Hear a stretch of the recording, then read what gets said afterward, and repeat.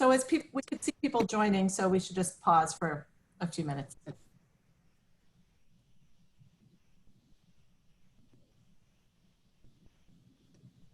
Marie, I'm gonna put a thing in the chat to please use the Q&A to ask questions. Okay.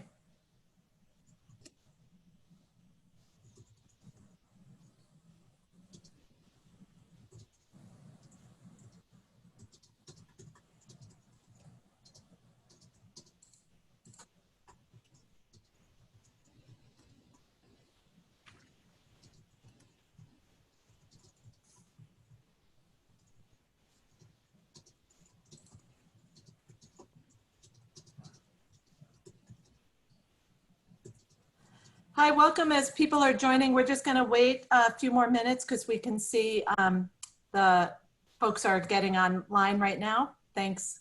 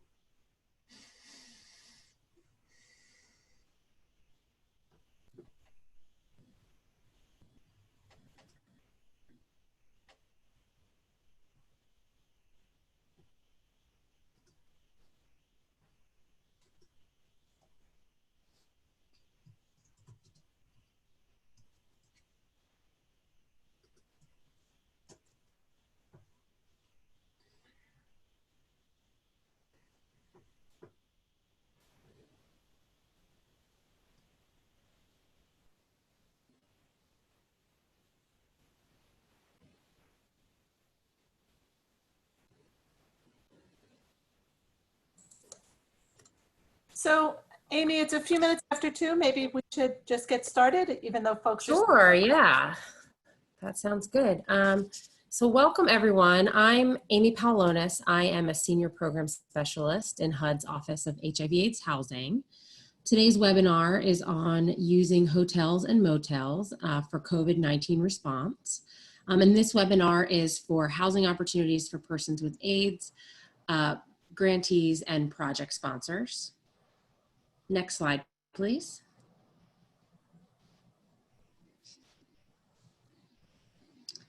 So on today's webinar, we will cover the following topics related to HOPWA-funded hotel-motel stays. We will cover what role short-term hotel and motel stays can play in your community's COVID-19 response, how to use HOPWA funds to implement this strategy, important HUD guidelines and suggestions around paying for hotel and motel stays. We will cover some tips from the field and sort of a look of how this can be done effectively. And then we will cover some of your frequently asked questions around hotels and motels. Next slide. So just for some webinar logistics, all attendees will be muted. Please submit your questions in the question and answer box. If you have any technical issues, please put that in the chat box to Laura Harris. This webinar is going to be recorded and posted later, and the slides will be made available. We won't be able to get to everyone's questions today, although we are going to try. But please submit all questions that you have, because seeing the sort of things that you're struggling with or questions that are coming to your mind is really helpful to us, and we will include answers to as many questions as we can in future webinars or in other resources that we post online. And if we don't get you to your question today, you should definitely put that question in the HOPWA Ask a Question portal so that you can get a direct response to that question. So, next slide. So our presenters today are from HUD's Office of HIV/AIDS Housing, as well as HOPWA Technical Assistance Provider Organizations. Joining me from the Office of HIV/AIDS Housing is Rita Harcrow, who is the Director of the office, as well as Benjamin Ayers, who is the Deputy Director of the office. Marie Herb and Laura Harris from the Technical Assistance Collaborative are also presenting today, as well as Jacob Mihalik from Sound Thinking. Next slide. So this webinar has several objectives. By the end of the webinar, we hope that participants will have an increased understanding of the role that hotels and motels can play in a broader community response to COVID-19, the eligible populations for the HOPWA-funded activities that we will be discussing, the federal guidelines and suggestions related to hotel-motel utilization, the different models for implementing this strategy in your community, and where to get additional information and resources online. Next slide. So why should you consider paying for hotel and motel stays as part of your COVID-19 response? Next slide. So the preliminary reasons and objectives are to move people living with HIV out of homeless shelters or from unsheltered settings, to provide people living with HIV with a safe place to isolate or quarantine from their household members, to provide HIV positive and or non-HIV positive family members with a safe place to isolate or quarantine, and to decongregate shared housing facilities for social distancing purposes. And so I'm now going to turn things over to Jake, who is going to tell you more about using HOPWA funding for hotel and motel stays.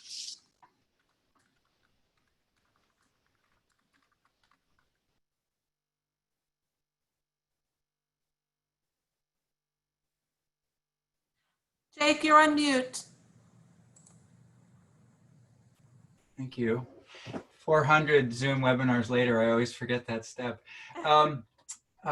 Happy to be here, and we'd love to learn who all is here attending this webinar. So I just sent out a note on the chat feature. If you all wouldn't mind typing in your city or town and the state you're from and just addressing it to all panelists and attendees, we'll get a good glimpse of who's coming. Next slide, please, Ari. So I want to start by saying, you know, the original HOPWA legislation was passed in 1990 and implemented in 1992, when almost everybody who got GRID or AIDS ultimately ended up dying and in the first years. And so the idea that there would be a use for hotel motels as a short-term stay was not anticipated. So therefore, over time, the Office of HIV/AIDS Housing at HUD has provided us guidance for how we can use this activity within the existing HOPWA legislation. And there are a couple of suggestions and restrictions that we need to point out. So if you look in the HOPWA legislation, section 574.330, the idea was to have this mirror the leasing of short-term facilities that were in that legislation for the purpose of providing housing and services. And the suggested time limit for under normal circumstances is no more than 60 days within any 6-month period. And luckily, this activity is eligible under all types of HOPWA funding, both formula and competitive grants, as well as with the CARES Act funding that was just enacted. To do that, the activity of leasing must be added. In the case of a formula grantee, if it would need to be an amendment to an existing consolidated plan or annual action plan via substantial amendment, and we'll get back to both of these methodologies in a minute, or for competitive grantees through the special CARES Act plan that's either is being drafted or has already been submitted. Next. So there's some basic guidelines here. The first bullet stresses that this activity must be reported on a leasing budget line item. So if your current HOPWA budget does not include leasing, then taking one of those actions to establish leasing activity is primary priority. And then a second thing that's tied to this activity is that every assisted individual, if they're eligible, must be able to receive case management services from the appropriate social services agency. So that means if people are placed in a hotel or motel, they must be able to get this case management via remote or on-site staffing. And third bullet, of course, HOPWA has always in mind the long-term permanent housing for its beneficiaries. So to the extent practicable, each individual and their family should be provided with the opportunity for placement in permanent housing or in a living environment that's appropriate to their health and social needs. As we said earlier, the initial estimation of maximum stay is 60 days. However, with the demonstrated need and something tied to the COVID guidelines of respond, prepare, and prevent COVID infection documented. Next slide, please. You probably are all aware that there have been 2 waivers that were processed this spring. The first one, called Mega Waiver 1 in April, specifically addresses one of the issues in the HOPWA guidance called space and security. And you can see the subsection reference there. So the CARES Act waiver number 1 allows project sponsors and grantees that are operating housing facilities and shared housing arrangements to have the flexibility to use appropriate spaces for quarantining households. This could be, for example, a dining room that isn't functioning as a dining room anymore because you're not providing shared food. It could potentially be a sleeping room, and other examples like that, if you can imagine, in a building, office space, for example. Optional spaces may also include the placement of families in a hotel or motel room where the family members may be required to utilize the same space, which would not normally meet the basic HOPWA space and security guidelines, but because of this special condition, that is waived as well. And obviously this waiver suggests that the space and security waiver can be implemented to address the quarantine space during that time that's specified by local healthcare professionals. And when that period ends, then this waiver for space and security will also end, and things will start to need to go back to normal, or what was normal. Next, please. Also within the CARES Act authorizations, we have this idea that the funds can be used for a range of relocation services, and specifically mentioned are hotels and motels. What's important to point out here is it's not just for the eligible person living with HIV and AIDS, but also if there are family members living in the same household who are not living with HIV AIDS, they may be relocated for the protection and safety of the PLWA who remains in the unit. In addition to the specific authorizations under the CARES Act, HUD has determined that any portion of the formula grantees' current FY 2020 funds that are approved under the annual action plan and mirror the activities of the CARES Act in terms of preventing, preparing for, and responding to the COVID-19 pandemic, those Formula 20 FY 2020 funds may also be expended in the same way as the CARES Act authorized funds. There's another note here, which is that regular HOPWA formula funds may also be used for the hotel motel activity, but they cannot be used to place the non-HIV positive family members into a hotel or motel unit for quarantine or isolation. Next. So in the development of the annual action plan or CON plan amendment, this activity is considered a short-term payment for rent. And as noted earlier, it is to be captured on the leasing line item within IDIS. And therefore that activity has to, and that line item have to be added into the annual action plan as a planned HOPWA service. So if this currently isn't there as a line item action step, then it will need to be added. And of course, other HUD programs that are receiving CARES Act funds that are covered by the consolidated plan, which includes Community Development Block Grant, Emergency Solutions Grant, and the Home Program, they may also be developing or likely to be developing amendments.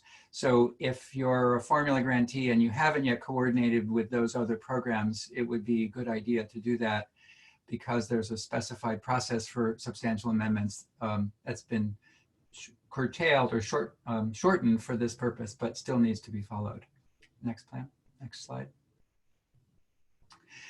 Competitive grantees may also use their CARES Act fund for this activity, and it's a little bit simpler. Competitive grantee must develop a brief plan, which includes the activities and expected spending, and then send it to that HOPWA mailbox that we talk about all the time, hopwa@hud.gov, for approval. The plan needs to include a description of the type and amount of each eligible CARES Act activity proposed, the process that will be undertaken to carry out the work quickly, some discussion of how, if the main office or when the main office is closed down to the public health guidance, how you can assure that eligible households will have equitable access to this program. And then on the last line there, you can see that there are 3 standard forms that need to be developed and submitted. And if you don't know how to do this, I would suggest looking for one of the webinars that we've covered already, both substantial amendments and developing the CARES Act plan for competitive grantees. Next slide, please. So the first thing one of the first things we mentioned was the idea that the initial guidance for this activity was only 60 days in a 6-month period. But if there are COVID-related health and safety concerns for the household members, particularly the eligible persons living with HIV and AIDS, then this assistance can exceed that 60-day limit. And the guidance further states that the grantees and project sponsors should have in place policies and procedures specifically detailing how extensions will be approved, and then also when and how the policy will be consistently implemented. In prior webinars, we've talked about the idea that you can start spending early and then reimburse an existing HOPWA formula grant from the CARES Act funds once everything is in place. That's also true here. We'll talk about that again in a second. But this idea that you develop the plan and then you document each time you're using it will be helpful in a future monitoring or auditing situation to justify the expenditures of the funds on the households that are determined to need it. Next slide, please.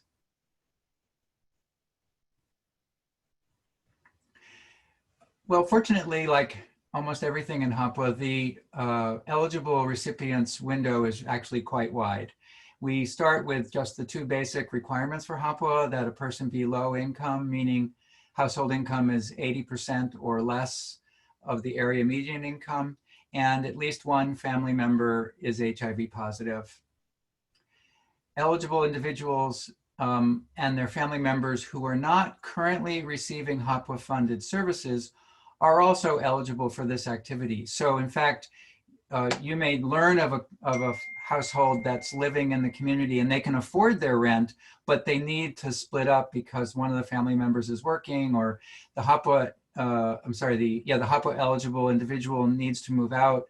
That activity is, that household is allowable. Also, if it's open to all households where they're living in a HOPWA subsidized unit if isolation is required. And then again, specifically with the CARES Act and the mirroring funds from FY 2020, if one of the members of the family who is not HIV positive needs to be isolated, that's eligible as well. Next. So just to kind of recap and introduce a couple of more ideas, this table shows you the HOPWA-funded activity that we're describing on the left column, and then the right column is some guidance as to where that which budget line item you would charge this to. So the first one starts out by saying aggregated on-site hotel and motel costs into the leasing line item. And let's talk about those aggregated costs, because presumably almost everybody on this call has stayed at a hotel more than once. And you know, when you get your hotel bill, there's all kinds of things on there. There could be laundry and parking, there could be telephone or Wi-Fi or even entertainment costs in that bill.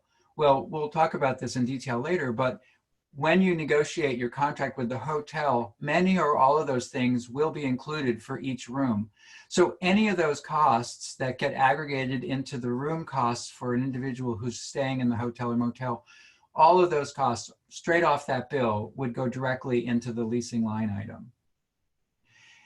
Now, with many HOPWA activities, we also talk about an associated staffing cost that is considered a cost associated with that activity, not a separate activity area. So in the case of the hotel and motel activity, the staffing costs to identify, place residents into a hotel and help them maintain their residency in the hotel, those would be associated with some kind of rental assistance. So if this was a TBRA household and you were moving that person or one of the household members into the hotel motel and the staff person who supports TBRA is doing it, then it probably makes sense to bill that to TBRA. If you're specifically going out to identify all of the households and a person associated with the hotel and motel activity is doing that work, then we would suggest that that would go under leasing. And if instead a team of case managers or housing navigators goes out and speaks to each one of their clients, and then they're the ones who negotiate this placement, that could be under support services. So you need to look at how your program is designed and where the primary staff are associated in order to determine which budget line item the staffing costs would go to. New and specific to the CARES Act and the FY 2020 mirroring funds, damages that might be incurred during this leasing period can also be charged to the leasing line item. And then if for any reason there are some significant indirect costs that need to be associated here, particularly if there's a large number of people doing this or it represents a large portion of the agency budget, it might make sense when these CARES Act come in for the agency to look at their estimate for indirect costs. And if it's determined that some should be associated here, that would also go under leasing. And then any additional supportive services delivered would go under supportive services as per usual. This asterisk set, yeah, it's okay. The asterisk says the staff costs should be charged to the appropriate activity and will vary between project sponsors based on your HUD approved plans. Next slide. So when we talk about actually getting into the rentals, there is a little bit of flexibility here. We say hotels and motels, but also it could include the use of Airbnb facilities. It could be college dormitories or some other kind of short-term rental opportunity that wouldn't normally be considered under the HOPWA activities. This second bullet here also says, suggests that you specify the type and frequency of additional services that the hotel or motel might provide. So listed here, but not all inclusive, would be housekeeping, laundry, hotel prepared meals, on-site parking, Wi-Fi, telephone, television, etc. We encourage both formula and competitive grantees to ask around in the community because it's quite likely that the homeless continuum of care, or COC, is active in placing people in hotels and motel units, also the emergency solutions grant programs, and of course the FEMA funds, the Federal Emergency Management Act funds, came in first, and this activity was also eligible under that program. And then as an alternative to finding and negotiating hotels on your own, we've heard of communities that have engaged a corporate lodging service, and we have some ideas about how to do that. And they would serve as an intermediary with the property, and most of them would already have relationships with one or more properties in your community.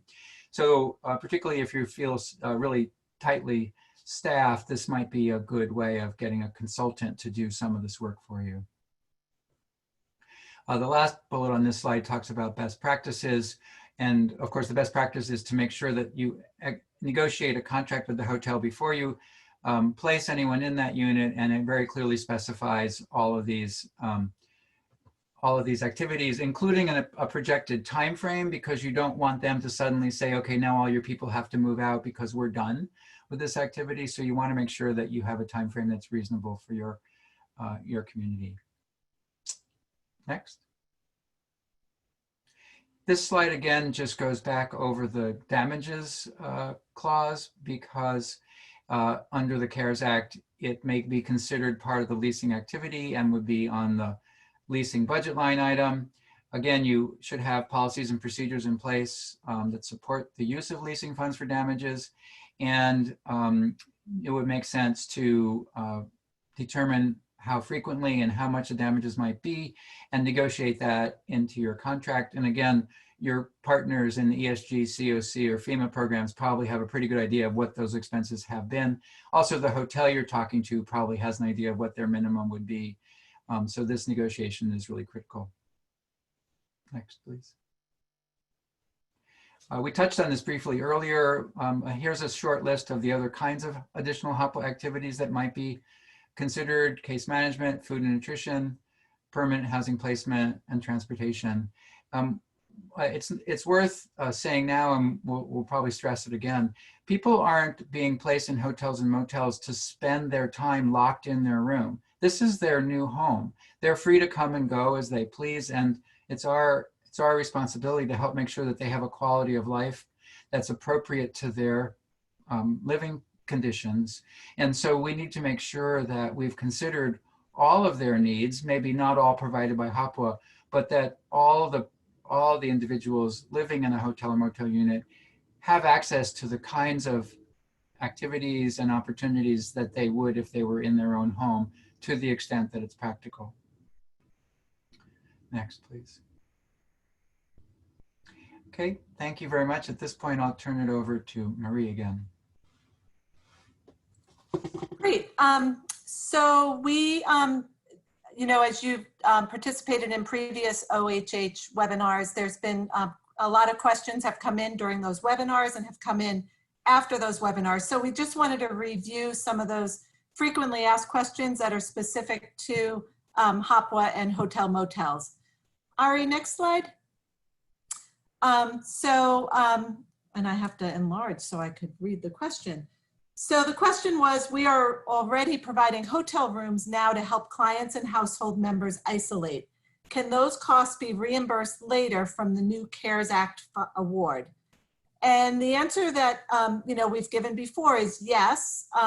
So CARES Act funding can cover or reimburse allowable costs incurred by a grantee or sponsor for allowable activities that were incurred previous to this. So if you've already drawn from existing HOPWA grants to temporarily cover some of these costs while you were waiting for your CARES Act funds to come through, or while you were planning, you want to submit a question to the HOPWA AAQ to discuss the process for making the adjustment, so that those funds then will come out of the CARES Act funds and not out of your regular allocation.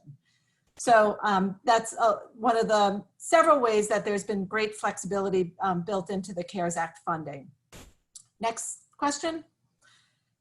Can we begin utilizing hotel motels right now, even if that is not a HOPWA activity that was funded in the past? Can this be paid for through STROMU or permanent housing placement or PHP? To get this activity started immediately, you may use any budget line item temporarily and document that they will develop, that you're going to develop a CARES Act leasing line item and move the cost from there once that's set up in your line of credit for drawdown. You can also use non-HOPWA funds and then seek reconciliation with your HOPWA Cares Act funds later on. And again, there's a whole IDIS TA team that can help you figure out how to do the messy work behind the scenes. Next slide, Ari. As you are seeking, if you do have to reconcile those costs to the CARES Act award, you're going to want to set them up correctly in IDIS. And again, if you have any questions about how to do that, you should reach out for TA on doing it, because fixing it at the beginning is going to be much better than trying to fix it later on after you've gone down that path.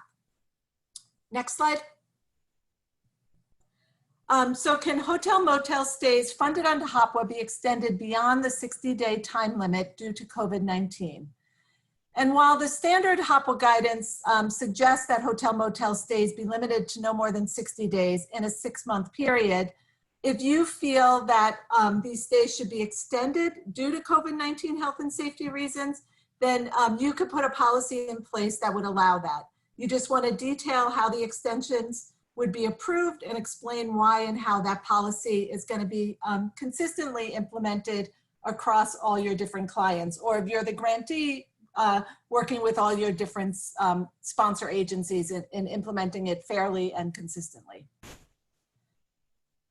And then I think this might be the last FAQ right now. As a competitive grantee, can I use my COVID-19 funds to lease hotel motels? Yes, that's great. So Jake reviewed this a bit.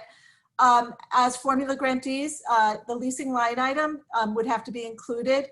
So you would be submitting to HOPWA at HUD.gov for approval, and just submit a brief plan and budget with how you intend to implement a hotel motel in your HOPWA grant. And then you'll get approval and be able to do it. So this definitely applies to you as well. Next. Okay, so Jake kind of went over the details, and I'm a firm believer in that the devil is in the details, and that's really critical and important. I'm going to step back for a little bit right now and just talk about ways that you could really design your program, because I see that about 200 of you are still here, so I think that means you're a little interested in potentially doing hotel motels. So we're going to keep you as a captive audience. Ari, next slide. So the key place to really start when you're going to design any program is kind of identifying what the need is. You have to, ask those questions. Why do I want to do this? Is there a need? How many people would need this? And ideally, you're going to get this information by talking to the agencies and the people who are working with people living with HIV and AIDS in your community, and ideally talking with consumers themselves. So first place you're going to want to start is to talk with your HOPWA project sponsors. This could be through focus groups. It could be through doing a SurveyMonkey or some other questionnaire. You could use a Zoom forum like this, or you could just pick up the phone and call them and kind of see right now, have they already kind of heard that this might be a need? Have they had clients call them and express concern about, not being able to be isolated during the epidemic here? But besides them, Jake has already, I think, really strongly reinforced the need to talk to the continuum of care that is in your community, and that might be more than one, and to reach out to the agency that administers the Emergency Solutions Grant Program, the ESG program in your community. It's likely they've already identified some needs. It's very likely they're already doing something similar like this. So one, you don't want to reinvent the wheel, and you want to just kind of really do as much co-planning as you can with those entities. Other key community groups to talk to would be community health centers or clinics, and in any of the Ryan White funded agencies, again, to see have they heard or identified any need for hotel motels. And then looking at the HMIS, the Homeless Management Information System data, that may indicate how many people living with HIV are living in shelters or even living in unsheltered situations. And if that number seems to exist really at all, then that's again reaching out to your COC to figure out how you can use these resources to help address that issue that people living with HIV are facing in the shelters and unsheltered situations. I kind of went over some of this, but other questions would be, you know, how many units do they think when you're talking to all these agencies? Is it just that, you know, they've heard of one client or one consumer, or have they, you know, really identified maybe 20 that would be useful? Do they anticipate that it is only for a 2-week period of time that they might need this unit for, you know, social distancing or for a formal quarantine period? Or do they really need it for a much longer period of time? Is it people living in facility-based housing that's funded by HOPWA that really are not able to achieve any level of social distancing, and that might mean that they need the unit for a much longer period of time? Before you really embark on this, you have to identify, are there even hotel motel units in your community? And are they safe? Or Jake said, you know, you can use alternative if there aren't any. That might be the dorms, as he mentioned, or it could be Airbnb. It's really looking at what is available. And I know many of you may be in, you know, much more rural communities and don't have any of that available. So then in your questions are also going to be, well, how far away are local hotels? And, you know, is there transportation available, or could I create transportation to get people to those hotels, as well as to build in the other services that Jake already identified? Next slide. And then just more questions to address. And I'm hoping we're on that slide because I'm seeing a different view here. But you know, how are you going to get guests moved into those units? Are you going to expect them to get to the hotel on their own? Will they need transportation to get to the hotel? Will you be meeting them at the hotel when they're moving in? In negotiating with the hotel itself, will people be going to the front desk and getting the room key? Or will you have staff there who are going to get the room keys and then distribute them? All of those are viable options. People have been doing this, using hotels for these kind of crisis situations well before the coronavirus. In any either natural disaster or other kind of crises, many communities turn to hotel motels as a short-term, temporary, safe place to be. So, you know, it's not atypical to do this. So these are all, you know, really good questions and thinking about it. Jake talked about, you know, people moving into the hotel, and that, yeah, you don't want them isolated in their unit, but clearly they also will need access to food and access to laundry facilities if they're for any period of time. We have heard, I've done some focus groups with HOPWA project sponsors, and I would say one of the #1 issues raised, even not in a hotel motel situation, is the lack of food and food insecurity overall. Living in a hotel can definitely exacerbate that. So you're gonna need to identify, is it gonna be left up to the client to get their own food? Are there, you know, food options in walking distance of that hotel? Will you be providing gift cards? We've gone over in previous webinars how the purchase of gift cards is an allowable use of the CARES Act funds. Is there a way, if you're having, say, 5 hotel rooms in one site, that you could have food delivered? Some hotels have had dining spaces before. I'm assuming they've probably all stopped the provision of food, but they may have dining rooms, and you could look to having food delivered. But again, you're going to want to think about, well, how are those spaces going to be cleaned both before and after? And, you know, how will they be sanitized? Is there outdoor seating? In most parts of the country now, eating outside might be a lovely option. So you want to kind of explore all those things with the hotel. Next slide.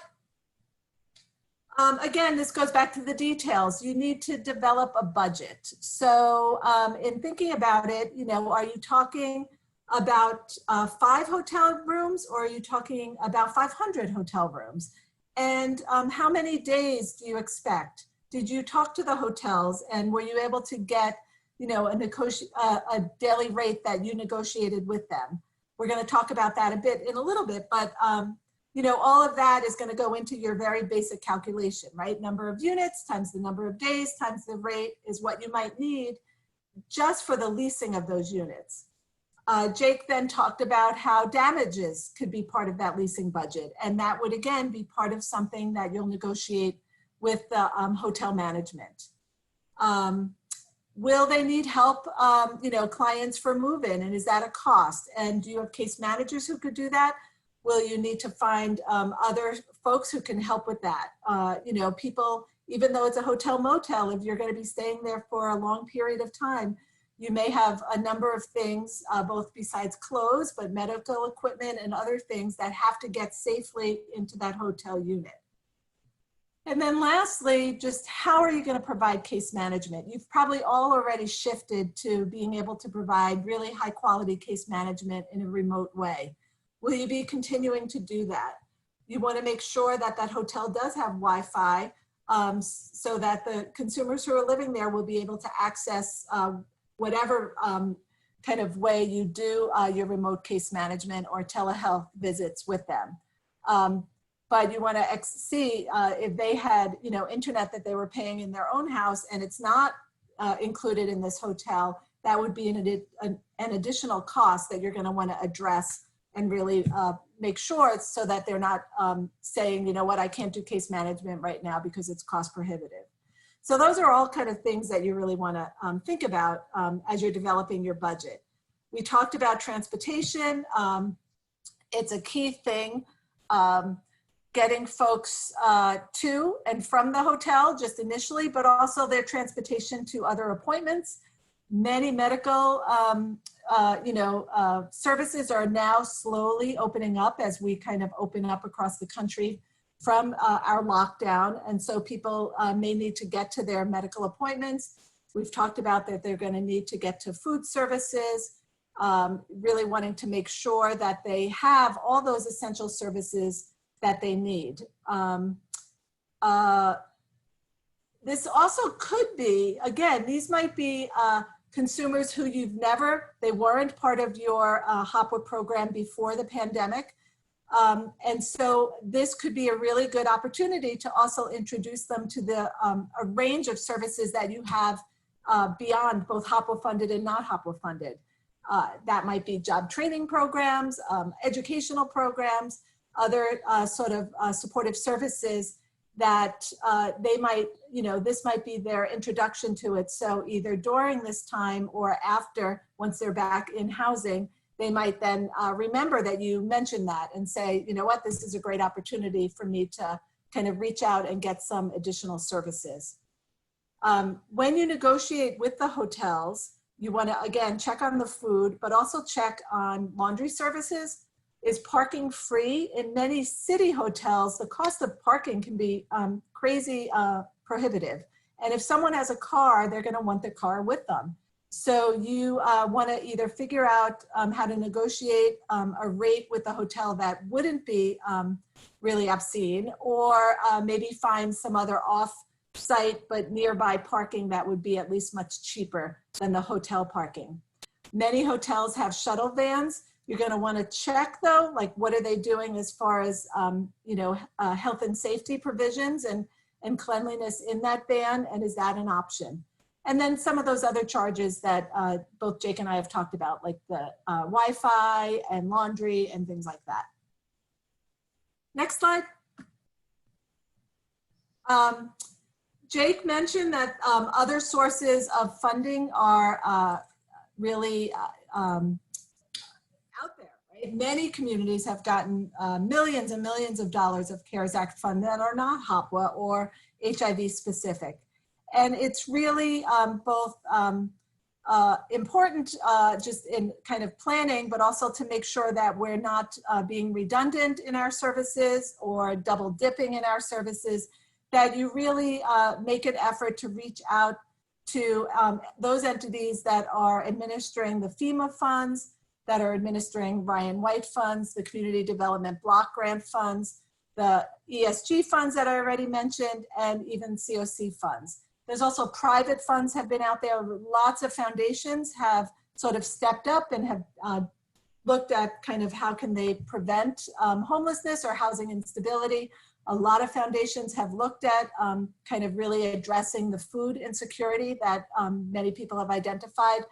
So you want to really make sure that you're reaching out, because while HOPWA, got a generous amount of CARES Act funds, it's really pretty small in comparison to these others. And if you are really looking at doing hotel motels, you might find that your budget goes pretty quickly unless you're able to leverage a lot of these other funds that are out there. Next slide. Great. So now we're going to talk about just some tips from the field. Again, I've mentioned that, people have been doing hotel motels well before the coronavirus. So there's lessons to be learned. But a key thing that I feel like we have to stress, and probably should have just had a footnote in every slide that we have here, is that you have to remember to ensure HIV confidentiality. You are now kind of leaving the cocoon of your social service agency and going out into kind of the big world out there of hotel motels. And so if your letterhead, says anything about HIV or AIDS, you don't want to use that letterhead. You want to make sure that any checks you're sending to that hotel do not say HIV or AIDS on them. Things that if you're running a TBRA program, you're probably already doing. But if you're not running those sorts of programs, then you definitely want to, put confidentiality first and foremost in any of the planning you're doing. There are a lot of entities that already do planning and hotel negotiations, both for business as well as just for, kind of these crises. But again, Jake mentioned it might be more advantageous if you see some chains, maybe you call them and you can access. But in more rural communities, there might be more independent or locally owned hotels that could be a really good option. Those mom and pop hotels, one, they're not seeing business right now, right? People are not traveling, so there's vacancies. If you're looking at maybe, a chain down the street and you're thinking, oh, they'll never rent to us, that might not be the case anymore because they too are seeing a lot of vacancies. So it's worth, kind of putting aside what you may have thought before and making those phone calls and seeing if you can really access those units. Think about what you're really going to ask the hotel. Like, go back to these slides. We're going to send them out after the presentation. And, have your questions for the hotel so that you can really check the boxes, both what rates are going to be, but what's going to be included in the rates, how they're going to handle any damages, what kind of commitment they want from you, how they're going to handle, people arriving at the hotel. Do you need to have staff there? All those things you want to have a checklist for. Hotels often have, set rates. I'm sure if you've tried to book online, they'll ask you, are you a AAA? Are you a government employee? Are you all these things? Really, you want to negotiate the best rate you can get. And, the more hotel units you're leasing, the more probably leverage you have.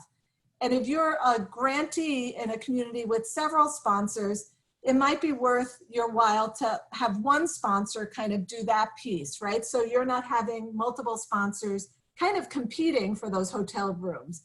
And if it's one sponsor, then they can probably negotiate a better rate than if you have 4 sponsors going for less units. So those are things to consider. Ari, next slide. Again, that's the concessions. We've talked about that a lot, the first bullet there. There are companies that do corporate lodging, and they're kind of, looking for business right now because business travel is, significantly reduced if it exists at all. And if you are, interested in renting a significant number of units, that might be a way to go. And we can get you kind of links to some of those corporate lodging entities. And they'll do all the negotiating for you. That could save you a lot of time and money. You want to think about, who you're putting in those units and what is their level of need. Are they relatively independent, or are they going to need a little more on-site services and then planning around that? And again, it's key to remember that, and Jake, I think really said it perfectly, where this is still an attempt to provide people with quality housing. So we're not asking you to have folks in a hotel room and closing the door for 14 days or 30 days. Unless they're in that hotel room for themselves to isolate due to their own exposure to COVID, you want this to be as ideal a setting as possible. So again, just thinking through how you're already providing any remote access, peer groups, focus groups, perhaps you're doing groups with some of your existing HOPWA clients, and maybe can incorporate some of these new hotel clients into those groups meetings. That could be a really helpful way. Next slide. So you want to, ideally, you can have a staff person go and look at the hotel and make sure that, they are practicing safe prevention practices, that there's posters, that there's, the right things, that, 10 people aren't expected to jam into an elevator if those exist. If you can't, then you just want to really check with the hotel in your negotiations that they are practicing all CDC expected safety precautions. Making sure the hotel is providing soap and other cleaning products, or if they're not, then you will need to do it. Again, depending on your, who you're serving, you may want to check with the hotel. Do they have staff who are trained in CPR, trained in the use of Narcan? If not, do you want to see that you have staff on site who are able to do that? This could be actually your opportunity to provide the hotel with a service that will live longer than your being in it, right? So if you're able to have those staff trained, then that's a service they're going to provide to their clients down the line, because that's going to be a need ongoing. And then just checking and probably providing residents with a number for that they can call someone 24/7 in case there's an emergency. Next slide. You don't want to go into this without having an exit plan. I have a staff member who's, worked in a lot of natural disasters, putting people in hotels, and says, the hardest part could be getting people out of hotels. If people have housing to go back to, that might be a little easier, right? That might just be cleaning up the bill at the hotel, moving them to their own housing. But if you're housing people who were unsheltered or in a shelter, then you really need to start from day one thinking about their long-term rehousing strategy. And that's going to be, helping identify, is there a TBRA that they can access, helping to think about what the housing plan is and housing search plan is, so that they're able to get out of that unit and go into quality housing and not back into homelessness. And that, again, is where you might want to check with the COC and the ESG program in your community to see what they're doing for their rehousing strategies. Next slide. It is key, again, this is the devil in the detail, and I'm not going to go into it in great detail, but you need to have policies and procedures. And again, we're going to send these slides out, and I know we're running out of time, but you need to really think about all the elements on this slide so that you have everything in place, so that someday if HUD or someone else comes and monitors, you can show them everything is tied up nicely with a bow, and also that you are treating folks fairly and consistently across the board. Next slide. IDIS, again, we've already had a webinar on IDIS, so this is just providing, kind of repeating some of those instructions for hotel motel. If, again, you are a new staff person and new to IDIS, just put in a request to the AAQ, and one of the slides will tell you how to do that to check on this. But again, I want to make sure we have time for questions and answers, so I'm not going to go into the details of this slide. Next. And here we are, questions and answers. Laura, are there any questions? Yes, we have a few. Okay. Let's start with this one. If we are starting from scratch to offer hotel, motel, isolation units as a competitive grantee, what should our strategy be? I can take that one. So really the first thing that you need to look at is the housing arrangements that you currently fund. We touched on this a little bit earlier, but if you operate facility-based housing, then you would really need to analyze the spaces in that housing to determine if you are able to provide adequate social distancing and isolation for all of your residents. And as mentioned earlier, if needed, you should take advantage of the HOPWA space and security waiver included in the first mega waiver memo if you would like to get creative in configuring your facility-based settings into appropriate isolation or quarantine space. If you provide other activities such as TBRA or STROMU, or you master lease units for clients, then you need to look at the layout of the apartments or houses and determine whether one or more members of the family need to move in order to provide a safe space for folks. And first and foremost, your focus should be on any people living with HIV in the household or others that are at high risk. Once you have an estimate of the number of people who might need the hotel or motel options, you would want to reach out to the ESG grantee or COC lead agency in your area. As we touched on before, those programs have likely been working with FEMA and other federal and state programs to assure safe and rapid transitions for people living in congregate shelters that need to social distance, as well as they have street outreach programs to invite those living outside and in encampments to transition to hotel and motel settings. And you really should tap into those local organizations because they have a wealth of information about the needs that they have encountered and can also help provide guidance as to which hotels that they have been working with. And just a reminder, in order to provide assistance with hotel or motel stays, for competitive grantees, you need to have included the leasing line item in your budget form and brief description submitted to HUD as part of your CARES Act competitive submission package.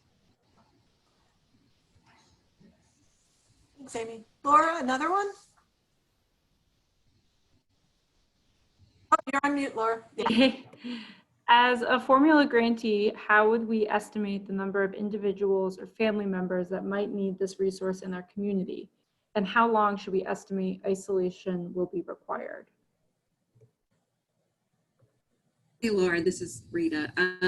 So I think the answer to this is pretty similar to what Amy just talked about, except I think you, as a formula grantee, really need to connect with your project sponsors, make sure that they are communicating with their households, with the families, assessing, what's the composition of those households, how likely is it that they're going to need to isolate, how many rooms might that require, to really get an on-the-ground estimate. And that's going to require talking to those families and understanding, if there are essential workers in the house, or there are also elderly people in the house. So what does that look like? Again, how many folks do we think might need that temporary isolation? As far as how long to estimate the rooms, that's a conversation to have with your local health officials to understand, again, given the situations you're hearing from these households, the type of isolation required, how long would that be? Is that a 2-week? That's usually the minimum that we're hearing about. If there is a positive COVID-19 test, there's a 2-week period or until there's a series of negative tests. So find out locally what's recommended from those health officials and plan according to that. And also you might want to think about having policies in place around COVID-19 testing. So before someone that you're assisting in a hotel goes back into that household mix, is it appropriate for them to have a test themselves and make sure that there's not going to be exposure that way? Thanks. We have one here. If a family is living in a shared unit that is being supported by STROMU and one member of that family needs to be moved for isolation reasons, how long can we support both units? Is that the same guidance as for a TBRA unit? Hello, I'll take this one. So yeah, Great question. The short answer to this question is yes. You can support both STROMU and hotel units at the same time. Just remember, with CARES Act funding and with the regular HOPWA FY 2020 formula funds that have been are intended to designate to supplement the CARES Act funding, meaning providing that money in response to COVID-19. Those STROMU payments can be made up to 24 months if needed. And then for all the other HOPWA funding on a case-by-case basis, STROMU can be used up to 1 year. If you're taking advantage of that STROMU time limit waiver, and to take advantage of that, just notify the field office that you intend to take advantage of that MAGA waiver. Also remember, the hotel motel short-term stays can be provided as long as needed to effectively quarantine and isolate a household member. Now, I know we did mention earlier in the webinar that we recommend grantees and project sponsors limit the hotel motel stays to no more than 60 days in the 6-month period. And that's really because, it's just not appropriate for a long-term living environment for someone to be in a hotel motel. But again, with that exception related to COVID-19, related to health and safety concerns. And also grantees should really ensure that they have policies in place, or that they're developing those policies to put in place around hotel motel stays. And those should address the time limits that you're willing to implement, as well as the process for granting extensions for households based on that health and safety concerns, and always in consideration and in accordance with the CDC guidance. Laura, let me just jump in for a second. Ben, there was a follow-up question in the Q&A. Are there any other circumstances that would dictate the 24 months other than the COVID-related concerns? Is there anything else that would say go for 24 months? No, so the flexibilities that allow the 24 months are CARES Act related, and it's actually in the CARES Act to allow up to 24 months. And it allowed that flexibility to go on to the FY 2020 formula grants as well. So it's just related to quarantine issues around COVID. Thank you. Sorry, Laura, go ahead. Actually, Laura, I think we're over. So I just want to make sure before people have to leave that we can just highlight some resources that are available, and then promise folks that we'll get to their questions. There are a number in the chat box or the Q&A box. But so one additional resource is OHH and TA providers put together a fact sheet on hotel motels. It's a nice just front back document. Jake and Laura worked on it. That really answers a lot of the questions, kind of summarizes things we talked about today. We will, when we send out the slides, send out a PDF of this document, but I just wanted to kind of do a little quick preview or highlight of it. Next slide, Ari. Then there's a lot of other resources. So again, hopefully you've been going on the HUD Exchange to the HOPWA COVID page and able to kind of access either these existing webinars or other materials. So as I mentioned, there was one on IDIS specifically. There's a document on using, COVID-19 for hotel motel use that we have that referenced here, and you'll be getting all of these. In Alameda County, there was, they've done isolation housing for COVID-19. There's information on that.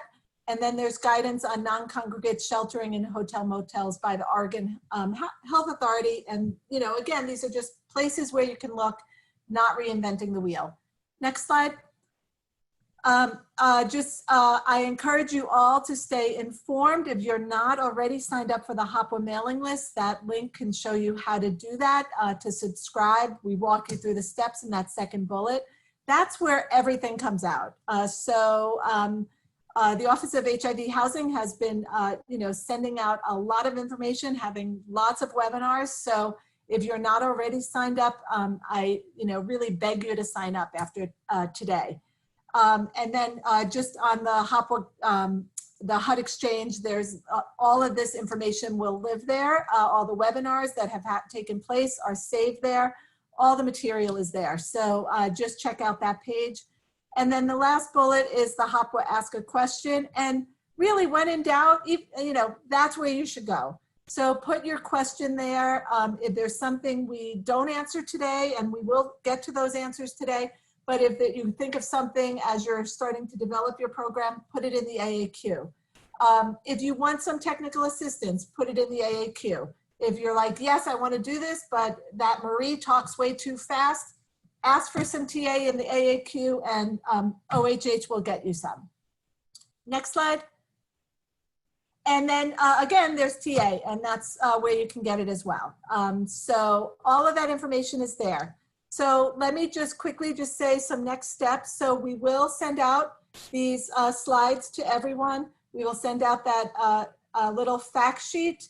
And for the questions in the Q&A that we did not specifically get to answer today, we'll answer those and we'll send that out as well. We'll figure out, maybe we'll answer those at the back of the slides and incorporate that and send it out. We'll figure out the details of that, give us a few days, and we'll have them.